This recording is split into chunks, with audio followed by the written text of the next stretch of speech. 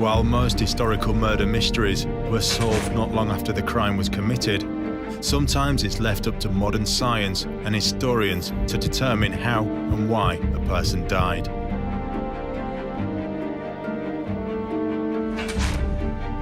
In this series, we'll look at some of the great unsolved deaths of the past, bringing to life the many theories surrounding them and piecing together the evidence. Hundreds of years may have passed since these events took place, but with the help of forensics, criminologists, and specialist experts, we'll attempt to solve these medieval murder mysteries. According to the official line, he died in a drunken brawl. A perfectly acceptable story is that they were smothered. And so died King Edward II. Murder. And legend has it that Prince Arthur died of the shock of castration. It's a possibility, but on the other hand, it's a most unreliable way of killing somebody. April 1203. In the Normandy city of Rouen, Arthur, Duke of Brittany, once first in line to the throne of England, is held captive on the orders of his uncle, King John. King John was a bad man. There's no doubt about it. He had people murdered. He was excommunicated by the Pope.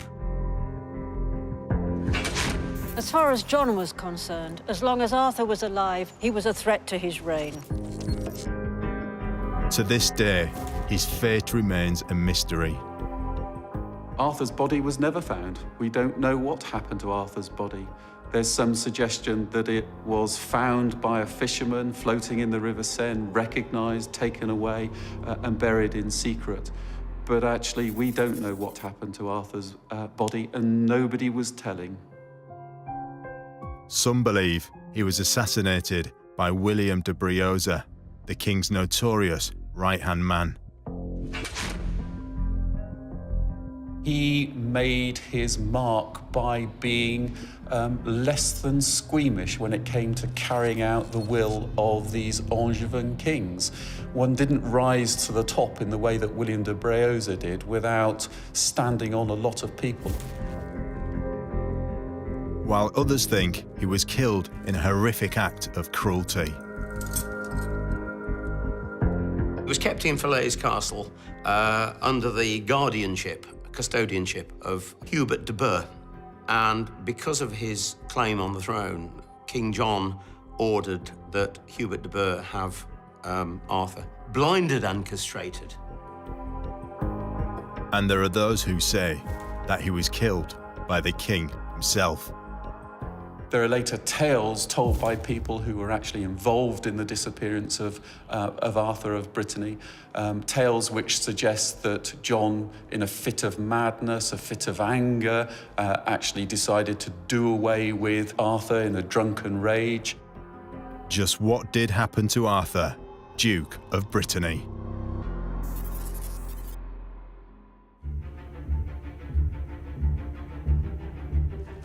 Towards the end of the 12th century, England was under the rule of Richard I. Known as the absent king, he spent only a small amount of time in England, visiting the country only twice in his adult life. Richard's famous crusades in the Holy Land and wars in Europe meant that military affairs occupied most of his reign. But in March 1199, while besieging Rouen Castle in France, King Richard was fatally wounded by an arrow fired from a crossbow. On his deathbed, and with no legitimate son of his own, he pronounced his younger brother John as heir to the throne of England.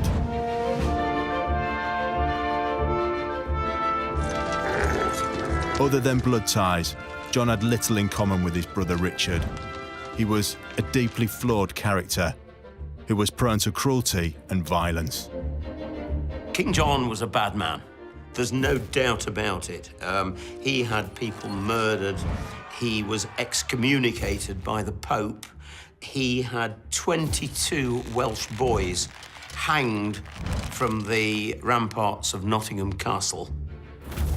But even though Richard had declared John as his successor, his brother was not the only person with a claim to the throne of England. If history had gone differently, then there's no doubt that Arthur would have been, should have been, King of England.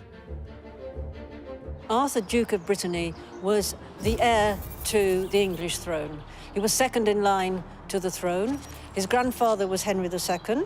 His uncle was Richard Lionheart, and his other uncle was King John, and therein lay all the problem. Arthur's claim to the throne was arguably stronger than John's. By rights, the crown should have gone to John's older brother Geoffrey, who was Arthur's father. But Geoffrey had died before Arthur was born, meaning the crown should have passed to his son.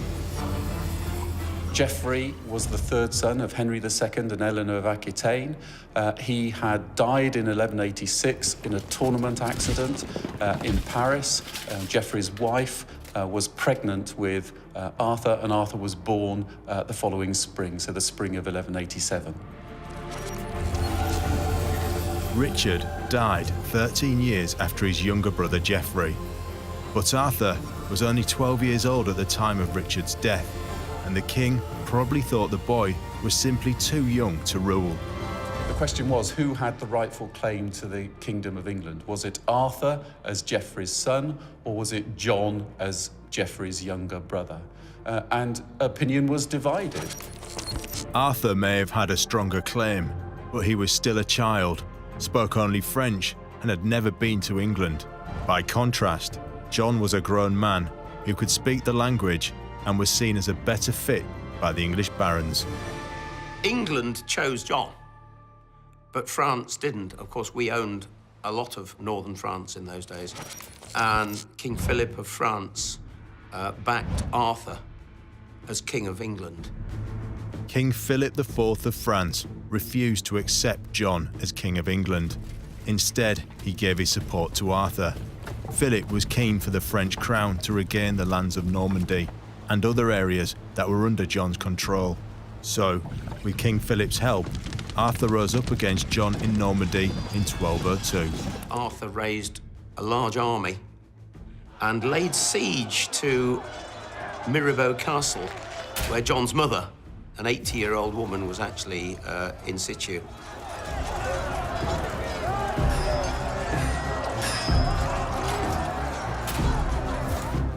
She sent a message to John, who was in France at the time, and he covered 80 miles from Le Mans to Mirabeau in 48 hours, took Arthur's army by surprise, and Arthur was captured.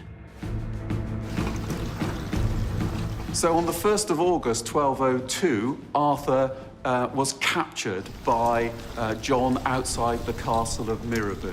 And that brought him very much under John's control.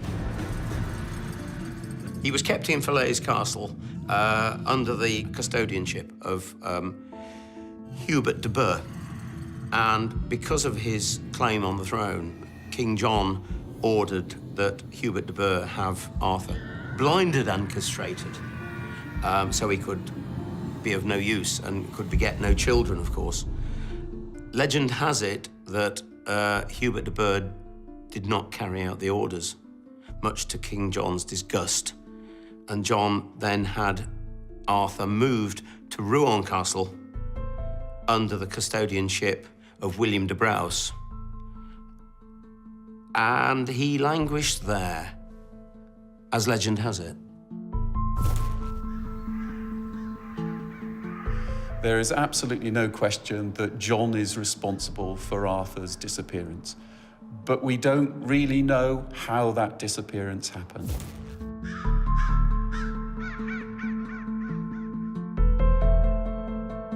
It seems unlikely that he just vanished into thin air. But what exactly did happen to Arthur has been the subject of speculation and rumour for hundreds of years.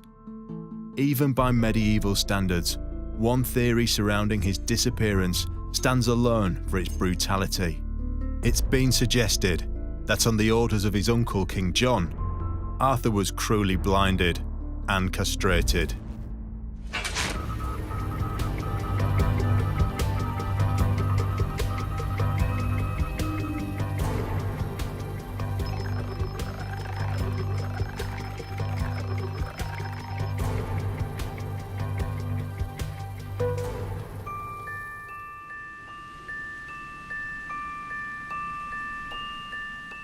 Author and historian Richard Felix recounts the gruesome tale that supposedly took place at Falaise Castle in Normandy.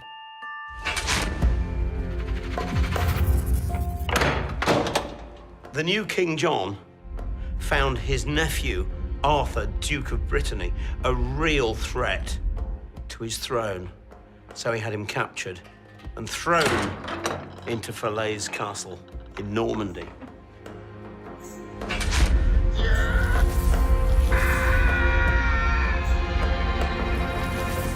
Arthur had a much better claim to the throne of England than his uncle, King John.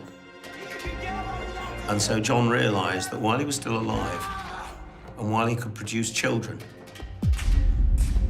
that he was a hell of a threat to John's crown. And so John ordered his jailer, Hubert de Burgh, not to kill him, not just to leave him in prison,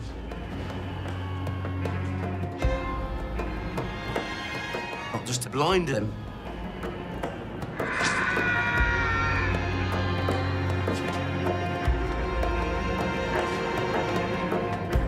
but to have him castrated.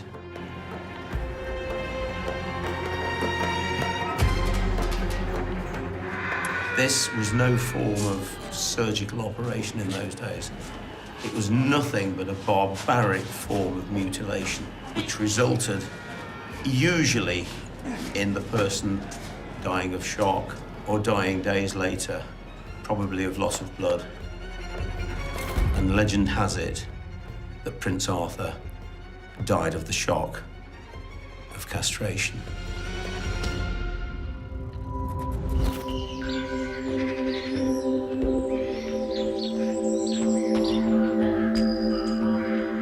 Could Arthur have been blinded, castrated, and left to die on the orders of King John?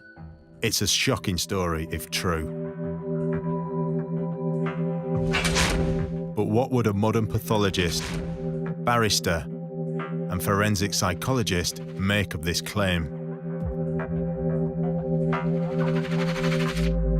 Professor Michael Green is a former Home Office pathologist with a career spanning over 40 years. He specialises in determining the cause of death at crime scenes. An awful lot of people were castrated, and until quite recently have been castrated. There are societies who value eunuchs. Castration shouldn't be all that much bleeding, but of course always the risk of infection. The eye, they used to literally poke the eyes out. They used to use a dagger. If you are digging a knife into the orbit, you are possibly going to go in too far through a thin bit of skull and damage the blood vessels on the base of the brain.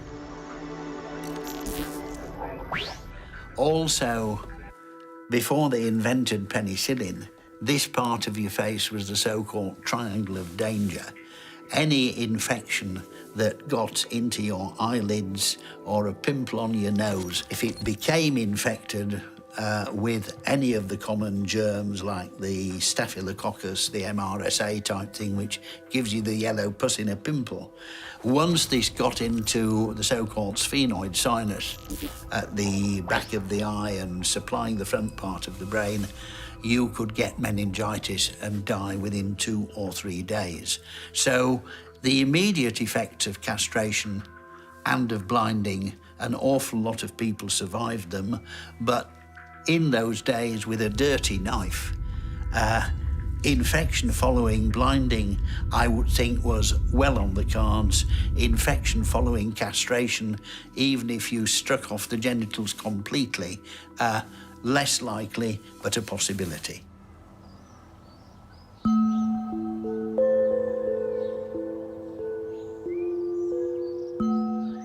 It must be remembered that a living Arthur was a permanent threat to John's reign.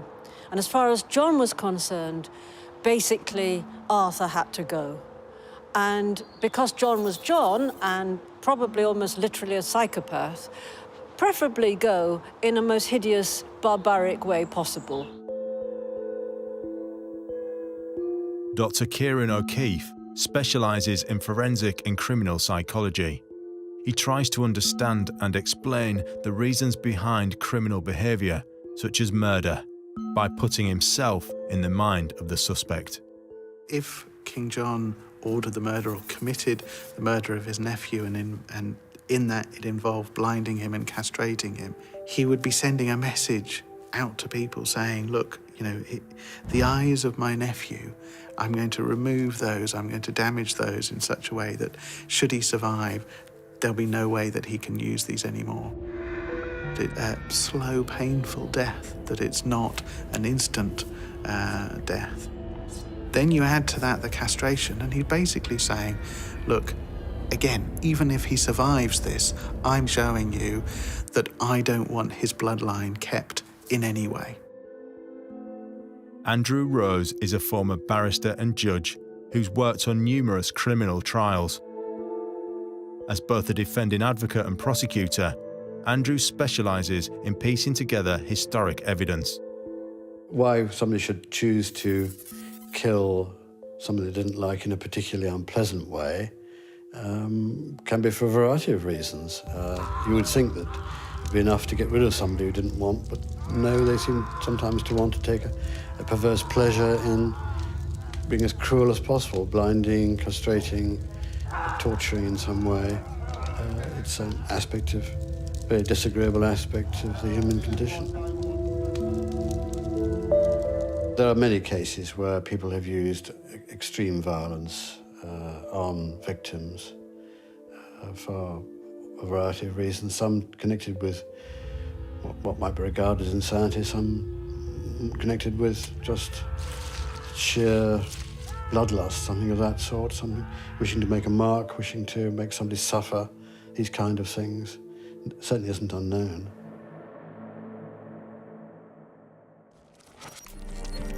King John certainly had motive to want Arthur out of the picture, and it seems possible that if Arthur was blinded and castrated, he could have died from his injuries. But with no corpse ever found and no eyewitness accounts, should we really accept this version of events? There were many occasions when King John had killed the people that stood in his way, and on those occasions there was one man who John could rely on to carry out his bidding. That man was William de Braose.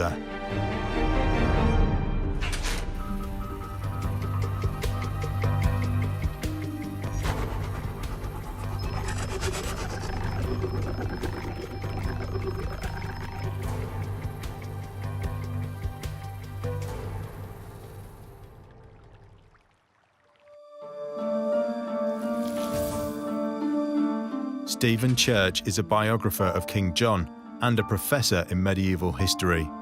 He believes that William de Braose, John's right-hand man, was almost certainly involved in Arthur's murder. There's no doubt at all that William de Braose was one of the hard men of the regime. He was an adherent of Richard the Lionheart, very much trusted by Richard the Lionheart. He was a friend of John's whilst Richard was still alive. We're told that he had a role to play in making sure that John succeeded to England and to Normandy. William de Braose was greatly favoured and trusted by King John. He'd fought many battles on the king's behalf, and his ruthlessness and appetite for violence gained him a fearsome reputation. William de Braose was very handsomely rewarded by John. William de Braose was in John's company throughout 1201, 1202, 1203. Wherever we see John, we see William de Braose. So he's a really good source for what is likely to have happened to Arthur. It is said that King John imprisoned Arthur at Rouen Castle in Normandy, an area that at the time was controlled by the English crown. He kept him under the watchful eye of de Braose, but Arthur was never heard from again. We've got the senior people in John's administration who are actually there at Rouen at the point that the decision is made to get rid of Arthur. One didn't rise to the top in the way that William de Braose did without standing on a lot of people. And William de Braose stood on an awful lot of people. He made a lot of enemies.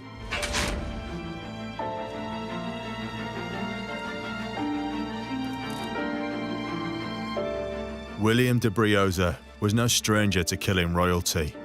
He was given the name the Ogre of Abergavenny for his part in the murder of 3 Welsh princes in 1175.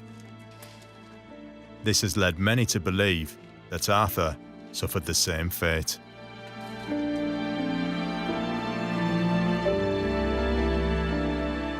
He made his mark by being less than squeamish when it came to carrying out the will of these Angevin kings.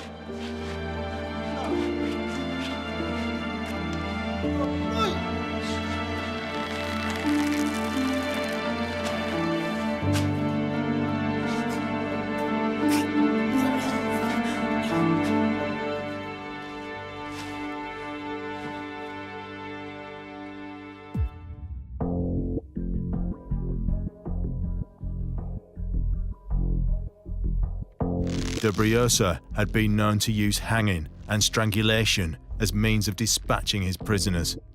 Could he have used this method to kill Arthur? Death by strangulation is one of the biggest problems, I think, that a forensic pathologist has to face. Classically, if it's manual strangulation with the hands, you'll get fingertip bruises, you'll almost certainly get fingernail marks, even if the strangler has got short, well-trimmed fingernails, and you will get the little hemorrhages around the eyes, so-called petechiae, a generally congested face, and so on. That's if it takes about 2 to 3 hours to die.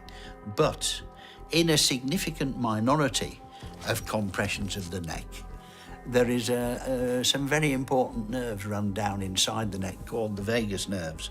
And if you tickle those up, the heart can stop at any minute. And this is called vagal inhibition. And there have been numerous cases described over the years where there's been a struggle outside a pub and the bloke's neck has been grabbed to restrain him, more or less. And to the surprise of the chap grabbing the neck, the grabby goes limp and buckles at the knees and is very dead.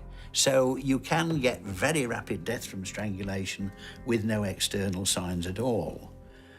When you come to do a post-mortem examination, in these cases of vagal inhibition, you find almost certainly little hemorrhages on the sheath covering the vagus nerve, which is enough to give you a clue as to what's happened. So there are a range of means of dying after you've had your neck compressed. Some of them will be obvious externally. Some of them will be obvious only after a very careful, detailed dissection of the neck by a very skilled dissector of necks.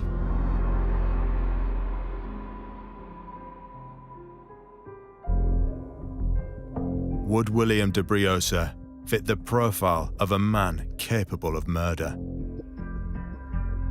King John's right-hand man who killed, was ordered to kill and killed many people, as I understand it, without question and without thought. That sort of person, they could be a psychopath, but ultimately he's not really achieving anything. He's not getting into a position of power necessarily. I would describe him as a hedonistic killer. And by that, I mean, we look at different types of killers, and he's a hedonistically driven killer. So he's cold calculating, he potentially sees it as a job, but as a job that he loves. So he's killing purely for the pleasure of killing. With such a dark and violent past, it seems reasonable to assume that de Braose murdered Arthur at Rouen Castle. But can we really blame him based purely on his previous actions? If somebody's suspected of crime, of course, the police authorities will want to look at their background, and if they've got form for assaults, battery, all sorts of things of that sort, that will be something which would add to a feeling that they may be guilty of the particular offence. But as a general principle, merely because you've committed offences of a broadly similar type before, it doesn't mean that you are ipso facto, as they say, for that very fact, guilty of the crime you're charged with. And the whole idea behind our trial system is that juries shouldn't be prejudiced, biased by something of that sort. Did William de Braose kill the young Duke? He certainly seemed to have no problem committing acts of violence, but with no solid proof of de Braose's involvement in Arthur's disappearance, we're unable to come to a conclusive decision. But there is one more theory about what happened to Arthur, as there's evidence to suggest that he may have been killed by King John himself.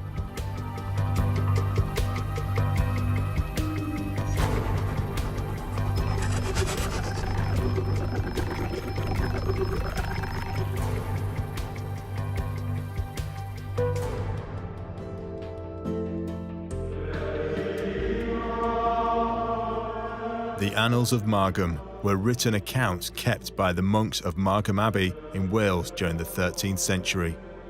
In the annals, the monks recorded the important events of the time. In one entry, they wrote about the disappearance of Arthur, and they claim that Arthur was murdered by King John.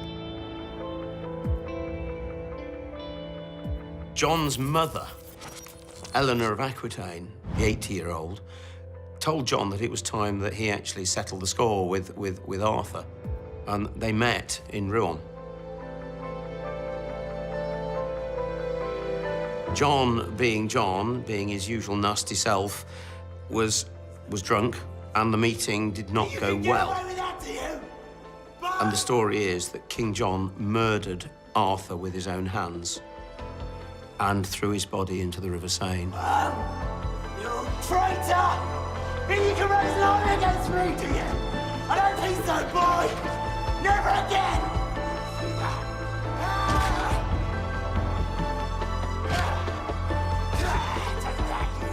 The body was later found and is buried, apparently somewhere in France. And there is evidence to prove that that happened, because William de Braose's wife, Maud, a few years later, actually accused King John of the murder of Arthur.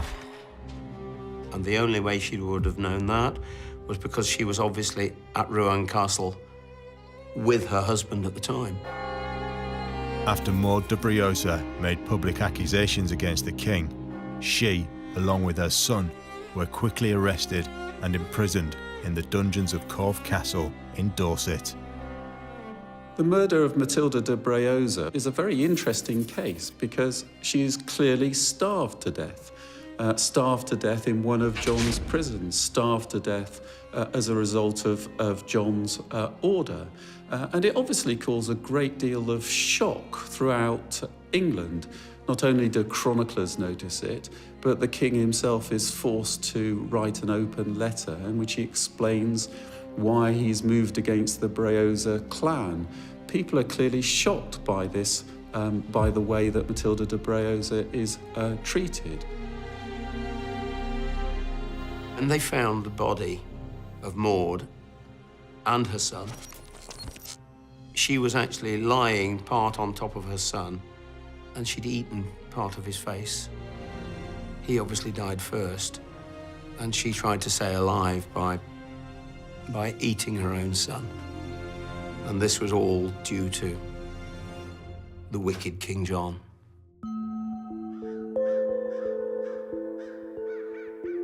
A cruel and terrible end for a mother and her child. But while John was clearly comfortable with ordering the deaths of men, women and children, was he really capable of committing a murder himself? Especially when the victim was his own nephew. Arthur, Duke of Brittany, is allegedly beaten to death by King John. Arthur is a 16-year-old teenager. We assume that he's a reasonably healthy teenager. We don't think he had consumption or anything like that.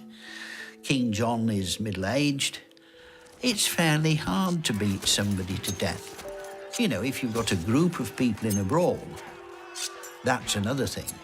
But you've got to kick them hard enough to rupture a blood vessel inside the skull or whatever, or you've got to kick them in the tummy and rupture their spleen or their liver, or even the gut at the bottom of the stomach, the duodenum. And these intra-abdominal injuries, it takes time to die. On the whole, I would suggest that this is a story to damage the good name of King John, not that he ever had one, but a beating of a 16-year-old. He's going to die in hospital 2 days later rather than die on the spot.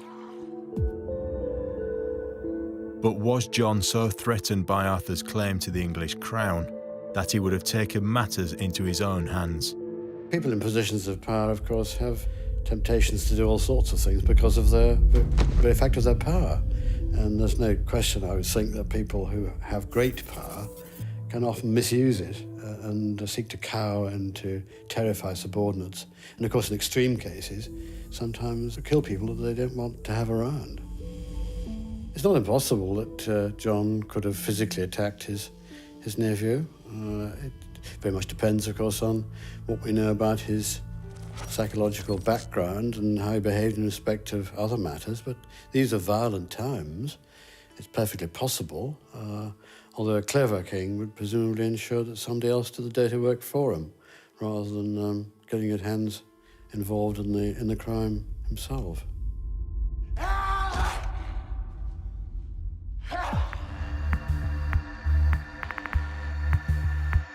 But does John fit the profile of someone capable of committing murder? He has been exposed to violence. Also, there is this paranoia going on. And I'm reminded of a particular model that we have called the trauma control model. And this particular model says to understand the point at which somebody can actually kill, they need to have 3 things. So there needs to be a genetic predisposition. So they need to have inherited it some way or some issue with the brain.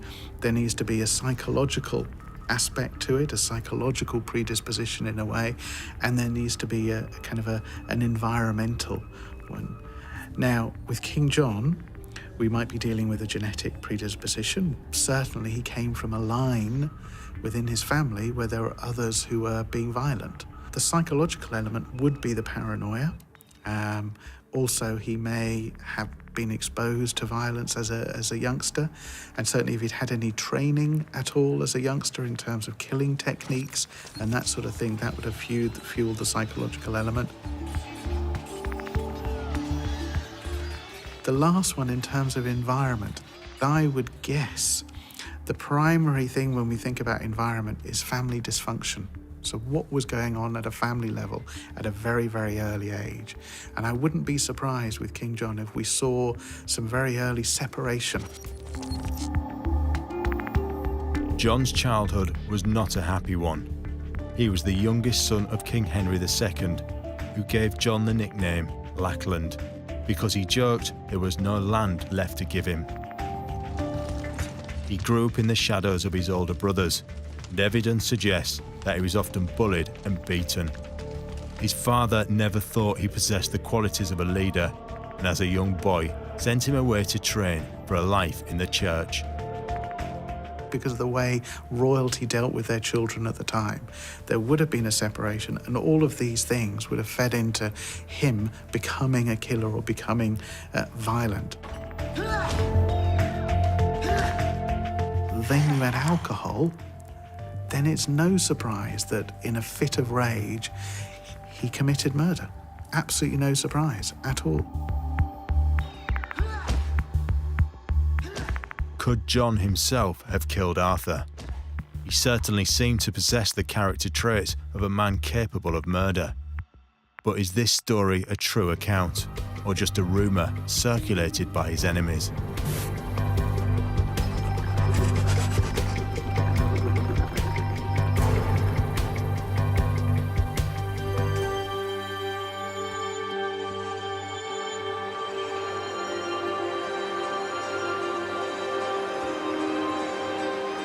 All experts agree that Arthur did not simply vanish into thin air. and was almost certainly a victim of foul play. But how he died and under what circumstances has been debated for hundreds of years.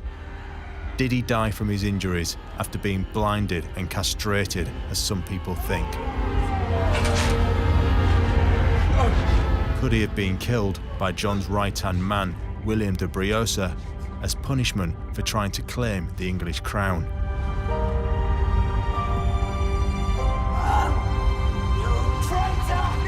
Or did the king, in a drunken rage, kill his nephew in cold blood and throw the body into the River Seine? When all the evidence is weighed up, is there any conclusive proof of what happened to Arthur, Duke of Brittany? These were brutal times, and it seems that John was more than willing to turn to murder as a means of solving his problems. King John had been under constant threat, and there had been rumours of his assassination, and he could have been building up a paranoia. And the paranoia could have fueled revenge fantasies.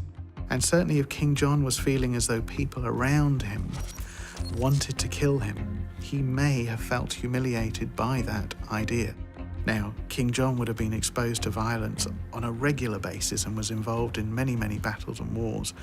So it wouldn't have been a surprise that he would say, well, the only way I can see to resolve this is to show people that I cannot be killed, is to show people that I can be equally violent, you know, and they need to be scared of me. And so it makes sense to me that he would have reacted that way and been extremely violent just on the basis of hearing these rumours about his assassination. You can get away with that, do you?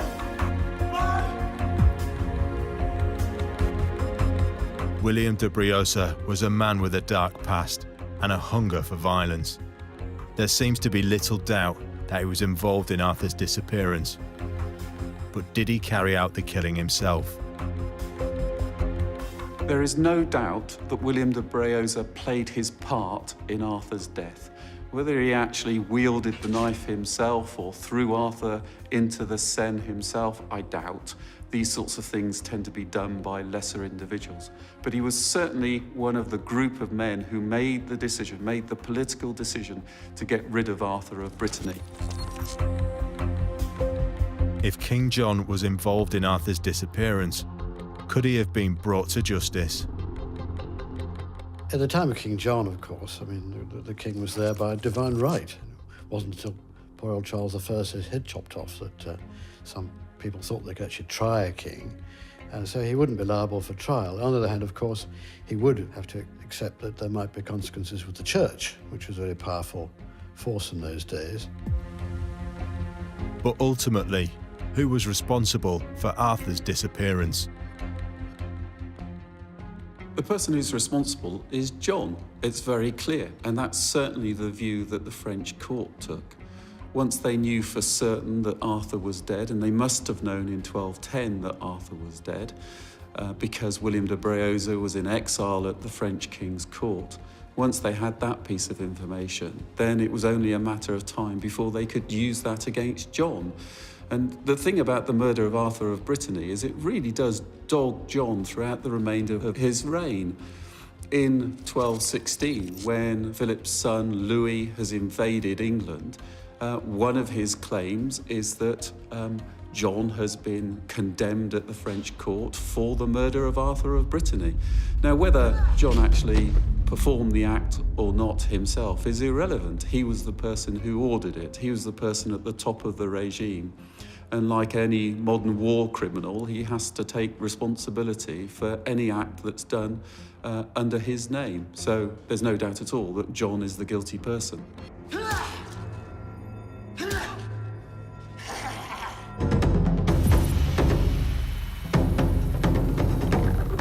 Most experts agree that Arthur, Duke of Brittany, was murdered. These were turbulent and dangerous times. Kingdoms could rise or fall depending on their ruler. Arthur was a young boy who became involved in a deadly game, perhaps unaware of the consequences of losing.